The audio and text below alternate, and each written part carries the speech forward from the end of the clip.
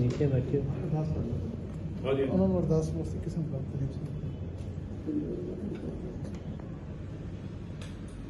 मंत्र कर लेंगे।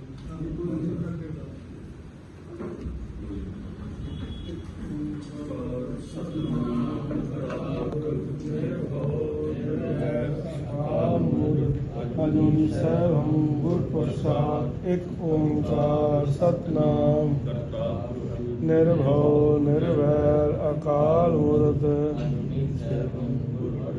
एक ओंकार सतनाम निर्भव निर्वैर अकाल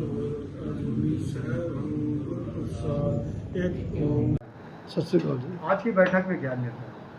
आज की बैठक तख्त श्री हरिमंदिर जी पटना साहिब के प्रांगण में मीटिंग रूम में बैठक हुई है। पिछले दिनों 21 मई को अकाल तख्त साहब की तरफ से कुछ फैसले सुनाए गए, जिसको लेके देश दुनिया के संगत के बीच में एक मैसेज गया, जिस मैसेज के चलते कुछ लोगों को उससे इतराज़ हुआ और कुछ गलतफहमियाँ बढ़ गई। उसको मसले को समझाने के लिए धार्मिक मामला है और दोनों तख्त के बीच में बैठ के बातचीत करनी बड़ी ज़रूरी थी और इस किसी भी समस्या के हल के लिए टेबल टॉक के द्वारा ही ये समस्या का हल हो सकता है। और उसके लिए आज श्रोमणी गुरुद्वारा प्रबंधक कमेटी, जो हमारी सिखों की सर्वोच्च संस्था है, उनकी तरफ से अपना एक डेलीगेट भेजा गया था। उस डेलीगेट में सीनियर वाइस प्रेसिडेंट जो है रघुजीत सिंह विर्क हुआ थे और पूर्व महासचिव गुरचरण सिंह गरेवाल, गुरबचन सिंह करमूवाल और उनके साथ में जितेंद्र सिंह जो असिस्टेंट सेक्रेटरी SGPC के वो आए थे।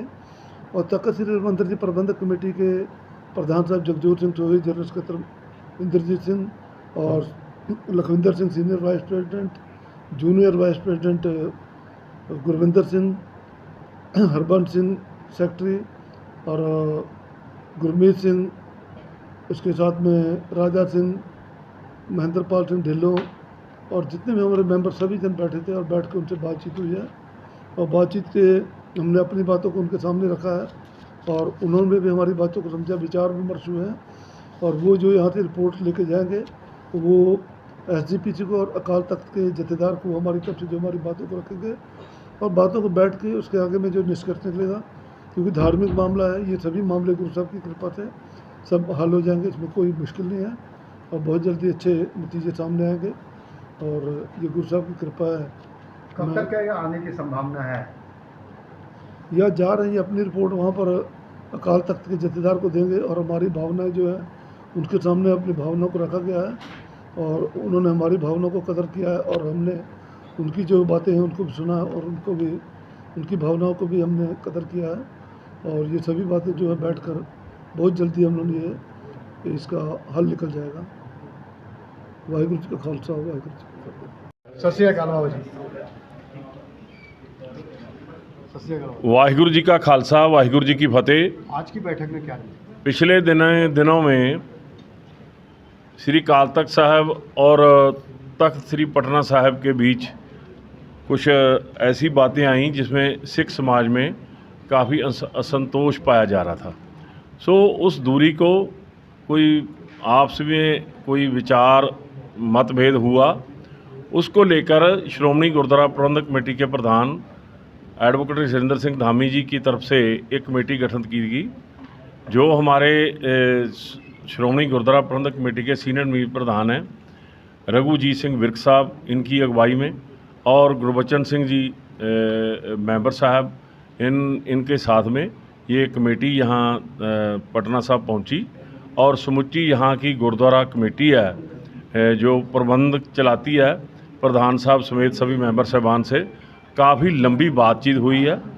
इनके मन में भी कुछ शंके हैं, वो भी बात हुई है और जो हमारा काम था यहाँ पर आकर इनसे बात करने का, उसकी रिपोर्ट जो बनाकर श्रोमणी गुरुद्वारा प्रबंधक कमेटी के प्रधान जी को सौंप देंगे और उसके बाद में वो रिपोर्ट जो है अकाल तख्त साहब पर जाएगी।